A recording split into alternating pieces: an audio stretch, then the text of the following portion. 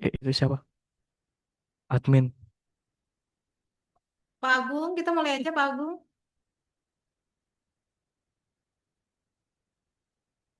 Mulai aja. Oh, udah. Record. Baik, Ah, kita mau buka dulu ya. ya, ya. Baik, Ibu Yuni, kita mulai aja ya. Mangga Bu, Bismillah. Bismillahirrahmanirrahim. Bismillahirrahmanirrahim. Assalamualaikum warahmatullahi wabarakatuh. Waalaikumsalam. Waalaikumsalam warahmatullahi wabarakatuh. Ya, Alhamdulillahirrahmanirrahim. Sebelum memulai, kita awali dengan membaca basmalah bersama-sama ya. Bismillahirrahmanirrahim. Baik, untuk hari ini Wisnu akan presentasi ya. Terima kasih Bu Yuni yang sudah hadir di presentasinya Wisnu dan kebetulan memang bukan kebetulan ya sedang ini pembimbingnya sedang di kelasnya, kita lanjutkan saja ya. Mangga, mangga Wisnu dipersilakan. Oke. Assalamualaikum warahmatullahi wabarakatuh. Waalaikumsalam. Sebelum memulai presentasi ini, izinkan saya memperkenalkan diri saya terlebih dahulu.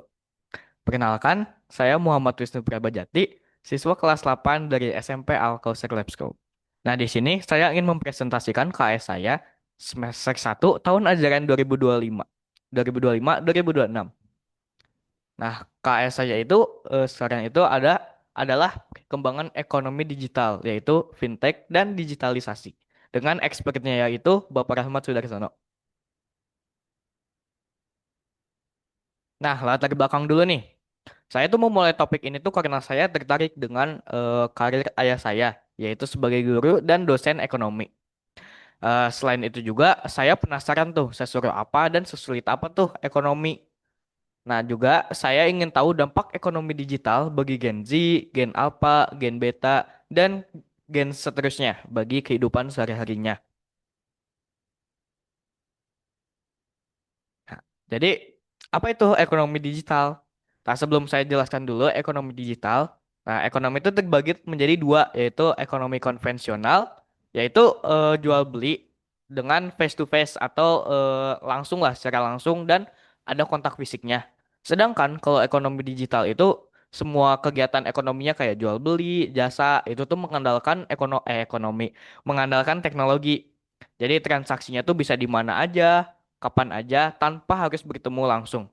Jadi ya intinya tuh ekonomi digital adalah pergeseran cara kita berinteraksi, berdagang dan bertransaksi dari dunia fisik ke dunia maya atau dunia digital secara online. Nah, ini tuh ada 4 pilar ekonomi digital. Yang pertama itu yang wajib banget kita harus punya. Pertama adalah perangkat, misalnya smartphone, laptop, komputer. Terus kedua ada infrastruktur digital, yaitu internet. Jadi walaupun kita punya perangkatnya, tapi nggak ada internetnya, kita nggak akan bisa ngakses tuh aplikasi ekonomi digital. Terus ketiga ada regulasi dan sistem pembayaran. Jadi ini tuh kita harus mengikuti aturan-aturan yang tertera di pemerintah Indonesia, biar nggak kena pelanggaran atau sanksi lah.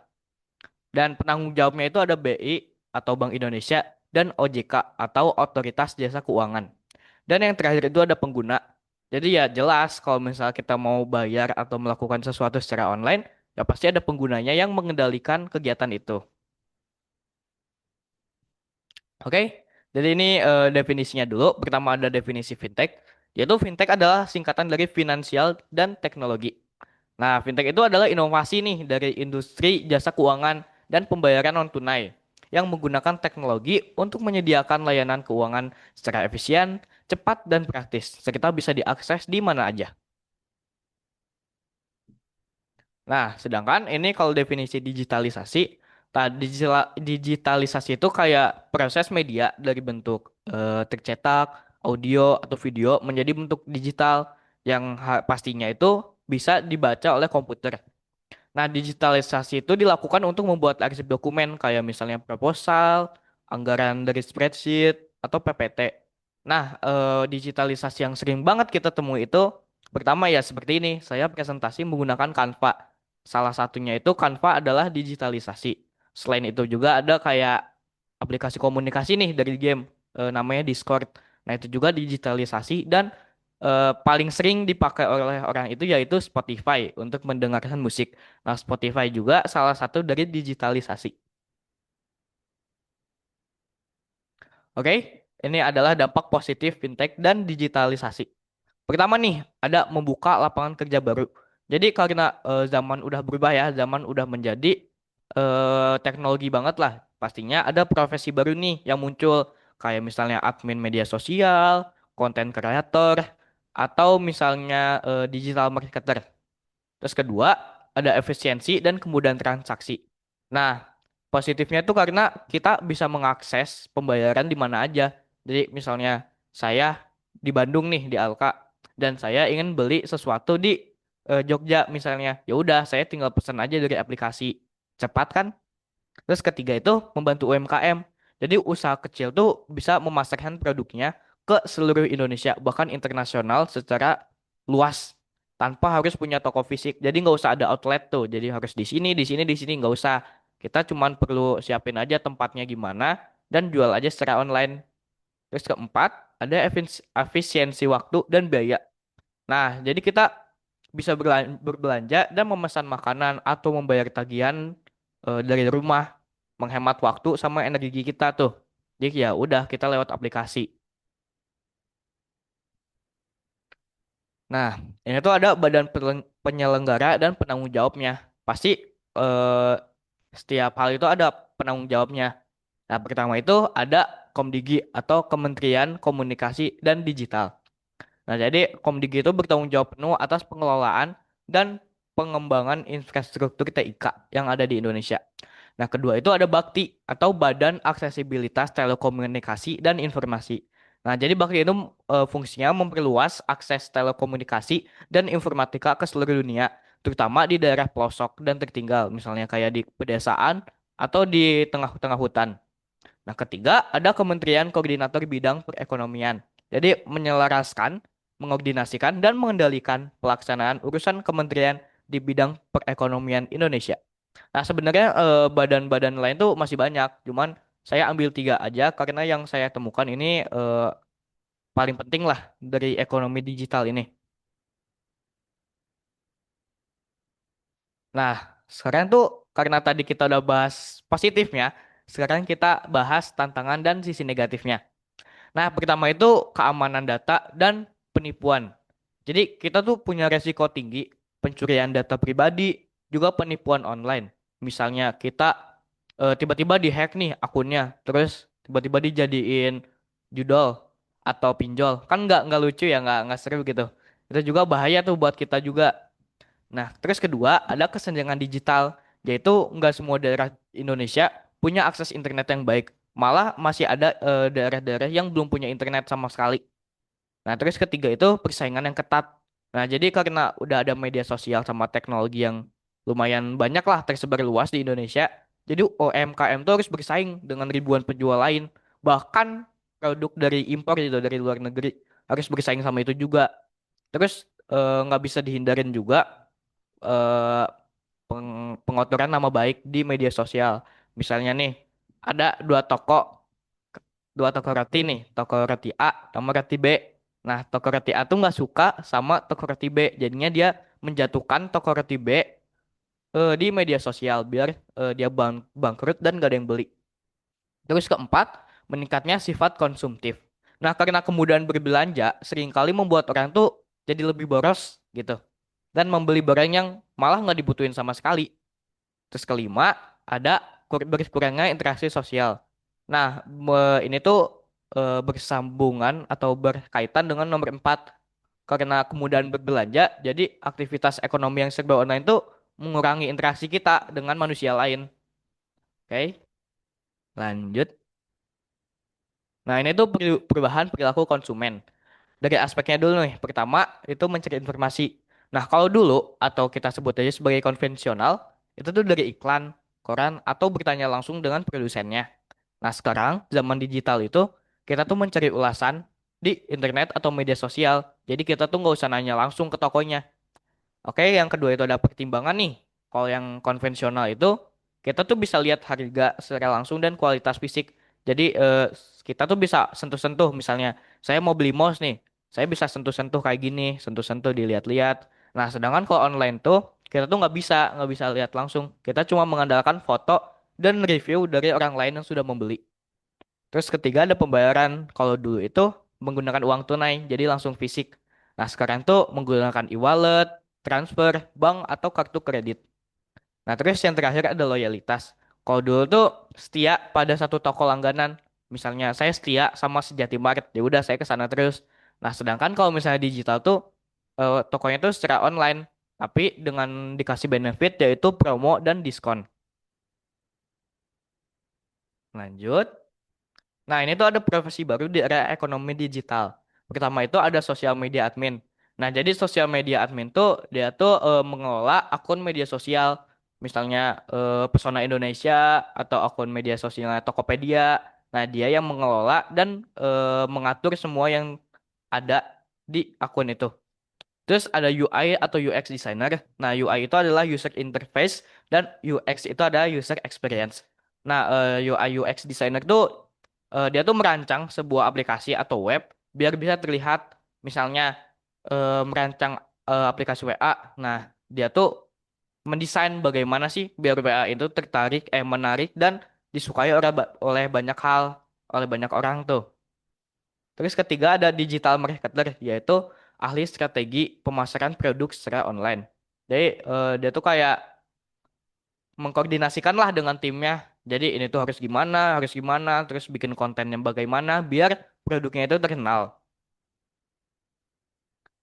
Nah, terus ini tuh karena tadi ada profesi baru, ya jelas pasti ada profesi yang terancam hilang di era ekonomi ini.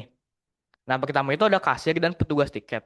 Jadi, karena kita sesuai yang sudah saya jelaskan tadi di awal, kita tuh udah mengandalkan aplikasi dan teknologi.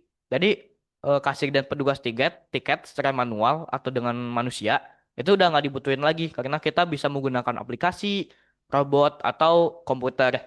Nah, kedua itu resepsionis. Nah, resepsionis itu sama dengan kasir dan petugas tiket karena udah mengandalkan robot, AI, komputer. Jadi resepsionis tuh nggak usah dibutuhin. Jadi kita tinggal pencet-pencet aja, terus keluar gitu misalnya tiket atau kunci hotel nih. Ya udah kita tinggal masuk. Terus ketiga ada sekretaris. Nah, profesi ini tuh terancam hilang karena kita tuh sekarang buat mengetik atau menulis sesuatu tuh bisa mengandalkan teknologi, misalnya kayak AI, komputer, dan lain-lain. Jadi kita misalnya tinggal suruh aja AI mau ngetikin ini nih, hasil data keuangan yang ini, hasil data ini. Tinggal kasih promptnya aja, terus ya udah AI udah ngasih semua. Jadi nggak butuh tuh manusia buat nulis-nulis lagi. Nah, ini tuh ada tipe pembayaran digital. Pertama itu ada QRIS atau QR Indonesia Standard. Nah, jadi cara kerja QRIS itu ibaratkan ini HP ya, ini HP. Nah, kita tinggal misalnya ini kodenya, kita scan aja. Atau kita gambar aja nih contoh-contoh. Gini. Nah, kalau kita mau bayar sesuatu, kita tinggal scan aja. Terus udah langsung masukin nominal dan PIN-nya, PIN password. Terus ya udah otomatis kita ngebayar langsung. Nah, kedua ini transfer, tapi transfernya secara digital. Jadi dari dua HP, misalnya ini HP, kita tinggal pencet aja mau transfer ke HP ini. Ya udah tinggal masukin nomor rekening atau nomor HP dan langsung tuh ke transfer. Nah, ketiga itu ada e-wallet. Salah satunya itu ada OVO, GoPay, Dana, Link Aja, dan ShopeePay. Terus keempat ada NFC nih. Maaf saya lupa singkatan NFC apa. Tapi NFC itu cara kerjanya, misalnya ini HP, nah, kita mau membagikan data atau bayar, kita tinggal tempel aja HP-nya kayak gini, ditempel. Terus otomatis nanti datanya tuh ke scan dan kita tinggal masukin aja apa yang kita mau kirim. Lanjut. Nah, ini tuh ada platform fintech dan digitalisasi yang paling banyak dipakai di Indonesia.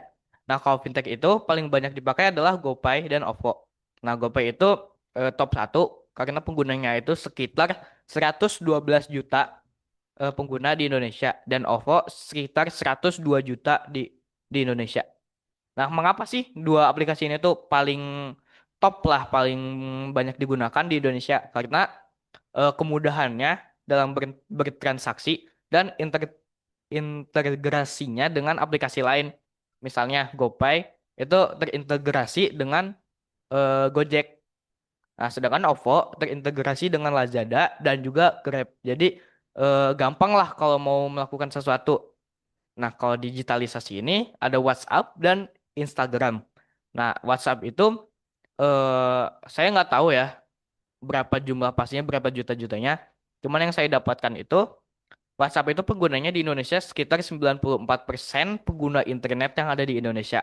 Sedangkan Instagram itu 88%, 88,4% penggunanya di seluruh internet Indonesia. Nah, alasan mereka WhatsApp dan IG paling banyak dipakai, nah karena mereka tuh mempunyai layout dan kemudahan buat mengontrol aplikasinya. Misalnya WhatsApp itu tampilannya tuh simpel lah. Jadi buat orang awam atau misalnya orang tua yang baru masuk ke dunia teknologi nih, dia tuh bakal gampang. Ini tuh harus apa, ini ngapain, ini gimana. Karena desainnya WhatsApp sendiri tuh mudah dan simpel lah. Sedangkan kalau IG tuh kita tuh diberi kenyamanan bagaimana cara kita bermedia sosial di IG. Juga selain itu juga ada tutorialnya nih kalau di IG buat pengguna baru. Nanti misalnya ini tuh baru login, baru bikin akun. Nanti kita dikasih tahu gimana caranya, gimana cara upload story misalnya, gimana cara ganti PP, dan lain-lain. Lanjut. Nah, ini juga saya akan memberi tips itu cara bijak di zaman ekonomi digital. Nah, pertama dulu nih, jadi tips untuk menjadi konsumen yang cerdas. Nah, pertama itu ada selalu cek ulasan dan bandingkan harga sebelum membeli. Jadi kalau misalnya kita mau beli sesuatu, kita harus cek dulu nih, ini tuh kualitasnya bagus nggak? Kalau dibandingin sama yang lain, gimana nih? Lihat reviewnya juga, misalnya ada orang yang bilang ini bagus, kita menaikkan kepercayaan kita kepada produk itu. Terus kedua, ada jangan mudah tergiur diskon dan berbelanja secara impulsif. Nah, walaupun misalnya diskonnya gede banget nih, 90% misalkan. Nah, tapi kualitasnya jelek banget. Nah, kita tuh harus was-was lah sama hal itu. Jangan karena harga murah atau diskon yang besar, kita jadi beli itu secara langsung tanpa melihat sisi jeleknya. Terus ketiga, yang paling penting itu adalah jaga keamanan data pribadi. Nah, kalau misalnya data pribadi kita udah kesebar nih ke media sosial, udah kita tuh bahaya banget. Misalnya kita bisa dijadiin buat pinjol atau dijadiin buat meme misalnya, lucu-lucuan, kesebar. Nah, terus ada menjadi produsen kreatif. Nah, karena kita media sosial itu udah banyak banget nih di Indonesia, kita bisa memanfaatkan media sosial itu untuk hal positif. Misalnya memulai usaha kecil kayak menjual stiker, joki, kerajinan tangan, atau menggambar. Itu kita bisa jual atau kita pamerkan di media sosial. Nanti like-like dari orang lain bisa menguntungkan kita. Terus kedua ada pelajari skill-skill baru yang relevan dengan dunia digital seperti desain grafis, editing video, fotografi, dan coding. Nah, jadi kesimpulan yang bisa saya dapatkan itu, ekonomi digital itu mengubah cara kita hidup, bekerja, dan berbisnis. Ekonomi digital bukan lagi sesuatu yang akan datang, namun sudah mendominasi kegiatan ekonomi di zaman ini. Nah, ada banyak peluang nih, tetapi juga pasti ada kesulitan dan sisi negatif yang perlu kita waspadai. Di era saat ini tuh kita harus bijak dalam mengelola dan cerdas dalam menggunakan media sosial dan pembayaran digital. Jangan sampai orang lain tuh memperlakukan atau menggunakan data kita untuk hal yang tidak-tidak. Nah, oke, itu materi yang bisa saya sampaikan sebelum sesi refleksi. Apakah ada pertanyaan? Alhamdulillah, terima kasih Wisnu. Sangat lancar sekali ya. Baik, Mangga, saya berikan kesempatan untuk Ibu Puspita Ningrum atau Bu Itu. Mangga, Bu. Terima kasih. Assalamualaikum warahmatullahi wabarakatuh. Waalaikumsalam. Warahmatullahi wabarakatuh. Wisnu, tahu Ibu ya, fintech itu, finansial teknologi itu di Indonesia itu baru sekitar 31,6 5% orang yang menggunakan finansial teknologi gitu ya. Nah, menurut Wisnu kira-kira apa yang menyebabkan ya fintech ini rendah penggunaannya di Indonesia baru sekitar 31% gitu. Coba menurut analisa Wisnu itu mengapa? Nah, izinkan saya menjawab. Jadi, makasih atas pertanyaannya, Bu. Izinkan saya menjawab. Jadi, menurut analisis saya atau hipotesis saya itu dikarenakan karena pengguna fintech itu kan dari finansial teknologi. Jelas pasti ada teknologinya nih. Dan nggak semua orang itu paham akan teknologi. Misalnya kayak gen milenial atau boomers. Jadi karena dominasi fintech itu juga yang paling banyak menggunakan fintech itu adalah Gen Z. Nah, kenapa Iya, itu bisa cuma 30%? Karena ya itu yang sudah saya jelaskan tadi, tidak semua orang itu mengerti akan teknologi, terutama misalnya gen di atas milenial seperti boomers. Mayoritas fintech sendiri juga adalah Gen Z dan Gen Alpha. Eh, iya, Jawaban dari saya, Bu. iya. Nah, menurut Wisnu, kira-kira apa solusinya gitu agar penggunaan fintech ini meningkat? Nah, kalau yang saya sempat pikirkan gitu ya untuk meningkatkan penggunaan, kita tuh bisa dari pemerintahnya. Nah, pemerintahnya tuh kayak memberi tips and trick dan tutorial lah bagaimana menggunakan aplikasi digital seperti OVO, Dana, WhatsApp, dan Instagram. Nah, semakin banyaknya orang yang melek teknologi, pasti semakin banyak juga pengguna yang menggunakannya. Itu juga yang membuat pengguna fintech dan digitalisasi di Indonesia pasti akan bertambah. Itu. Iya, iya. Terima kasih Wisnu ya. Ibu tuh kenal Wisnu tuh dari kecil ya, jenius gitu ya, Eh, menganalisis gitu ya, pinter gitu. Nah sekarang Ibu ingin tahu ya, Wisnu dulu waktu kelas 7 memilih apa? Buat semester satu itu saya memilih bahasa Indonesia, yaitu topiknya pantun dan puisi. Untuk semester 2 saya memilih PPKN, yaitu Perang Dingin. Hmm, jadi PPKN sekarang ekonomi ya. Ya, Nah, nah saran Ibu ya untuk Wisnu, setahu Ibu, Wisnu itu kemampuan analisisnya, berpikir kritisnya itu sangat tinggi gitu ya. Nah, Ibu ingin Wisnu itu lebih mengembangkan itu, punya keberanian gitu untuk kas selanjutnya itu percaya diri lah membahas hal-hal yang menurut Ibu itu eh, Wisnu itu mampu lah kayak yang analisis ya, berpikir kritis gitu ya, menelitinya gitu. Coba timbulkan keberanian Wisnu untuk mempelajari hal-hal yang lebih menantang gitu. ya baik Bu. Karena itu yakin potensi Wisnu itu sangat besar gitu ya. Kemampuan menganalisis, berpikir kritis itu Wisnu itu sangat bagus gitu ya. Jadi timbulkan keberanian untuk meneliti hal-hal yang lebih sulit dan lebih menantang. Ya, Ya Bu. eh, ya. Dari Ibu cukup sekian. Assalamualaikum warahmatullahi wabarakatuh. Waalaikumsalam. Terima kasih ya Bu saran dan pertanyaannya.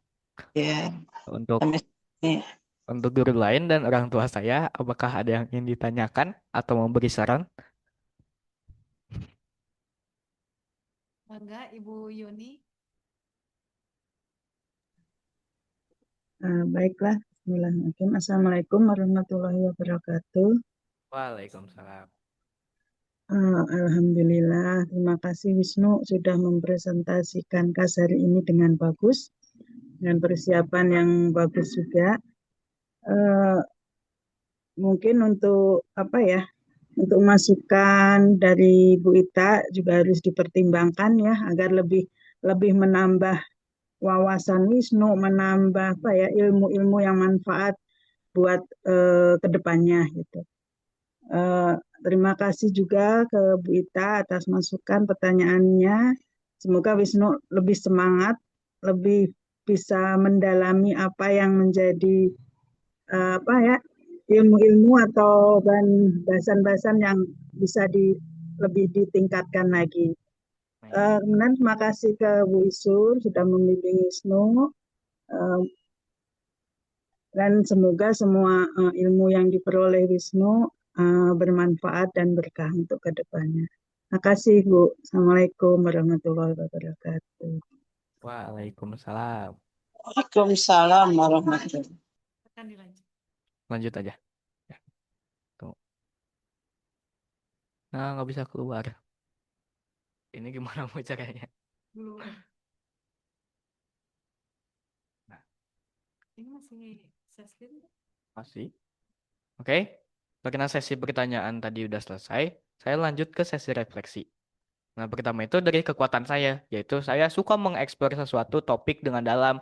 Misalnya salah satunya itu tahun kemarin adalah itu perang dingin dan tahun sekarang itu ekonomi. Nah, saya tuh mengeksplor bener lah gimana tuh cara hal itu tuh bekerja, latar belakangnya gimana, mengapa itu bisa terjadi, dan lain-lain. Nah, kedua itu ada mudah mendapat informasi atau materi. Nah, saya tuh dapat materi dan informasinya secara mudah tuh karena bisa dari guru, bahkan internet, atau self knowledge. Jadi pengetahuan saya sendiri. Terus ketiga itu suka mencari dan mencoba hal baru. Misalnya nih, ekonomi ini, walaupun emang di kelas 8 itu belum ada materinya, tapi saya tuh mau nih memilih topik ini karena saya tuh pengen mengeksplor ini lebih dalam. Nah, untuk kelemahannya itu saya pertama masih suka bermalas-malasan dan menunda tugas. Nah, kedua itu saya lebih sering bermain, terutama bermain game. Ketiga, saya suka belajar dengan cara sendiri. Jadi saya nggak suka lah kayak belajar dengan cara orang lain misalnya. Orang lain tuh begini, tapi saya bakal tetap kayak gini. Terus keempat, saya tidak suka diatur atau diberi banyak tugas. Jadi kayak diatur itu tuh harus kerjain ini semua, terus kerjainnya di sana.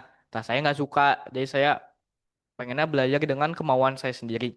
Terus kelima itu saya masih suka bercanda atau mengobrol saat belajar. Itulah yang membuat saya tidak fokus. Nah, untuk tindak lanjutnya nih. Pertama, lebih giat dan semangat belajar. Kedua, saya harus melawan hawa nafsu saya dan kemalasan saya untuk belajar. Ketiga, belajar mandiri atau belajar dengan cara sendiri agar lebih fokus dan nyaman belajar.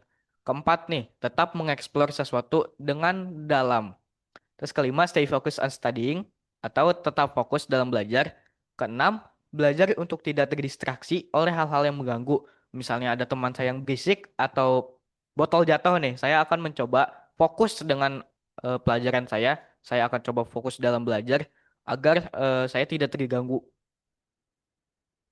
Terus terakhir ada harapan, pertama dari orang tua dan dari guru. Dari orang tua dulu nih. Nah, dari orang tua, pertama membantu anaknya mengeksplor. Kedua, mengajak anaknya ke tempat wisata yang edukatif, misalnya kayak museum atau tempat sejarah. Ketiga, mendukung anaknya saat melakukan hal baru atau melakukan sesuatu. Misalnya, saya pengen di bidang teknologi nih, seperti komputer. Nah, bisa tuh membantu gimana caranya. Ini komputer itu apa, gimana caranya, bagaimana teknisnya dan mekanisnya. Terus keempat, ada memberikan device baru agar belajarnya lebih nyaman dan enak. Nah, dari guru itu pertama lebih didukung dan belajar bersama lebih sering. Misalnya nih contoh dari Pak Agung. Pak Agung kan suka kayak belajar tambahan matematika kan. Nah, saya juga pengen, tapi dengan pelajaran dan topik yang saya ingin pelajarin. Misalnya saya pengen belajar tentang tentang apa ya? Tentang IPS nih. Saya bakal saya pengen belajar bersama dengan gurunya atau expertnya tentang IPS. Biar nilai di IPS saya atau pemahaman saya di IPS tuh lebih banyak.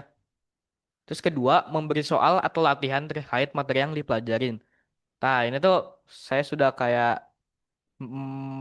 apa ya? Meminta lah contohnya ke eskul bahasa Jepang. Jadi saya minta ke Bu Zara buat memberikan saya soal atau latihan terkait dengan bahasa Jepang. Karena itu juga meningkatkan pemahaman saya dan pembelajaran saya tentang bahasa Jepang. Oke, Alhamdulillah, terima kasih. Presentasi KS saya semester 2 semester 1 kelas 8. tahun ajaran 2025-2026 selesai. Sekian dari saya. Mohon maaf jika ada salah tutur kata atau informasi yang kurang lengkap. Mohon dimaafkan. Sekian dari saya. Terima kasih. Wassalamualaikum warahmatullahi wabarakatuh. Waalaikumsalam warahmatullahi wabarakatuh. Boleh dibuka, Bu?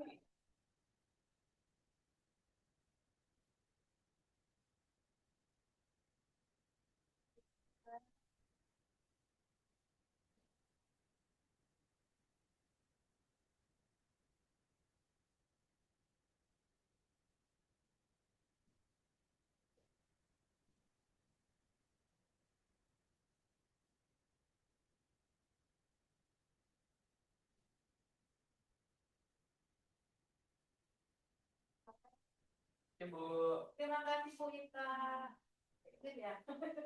Hatur nuhun Bu Isul. Makasih ya Wisnu. Ya, Assalamualaikum. Assalamualaikum warahmatullahi. Pulang ya. Selanjutnya, Dava. Alhamdulillah sudah ada Bu Fori ya. Ini yang jumroh siapa ya?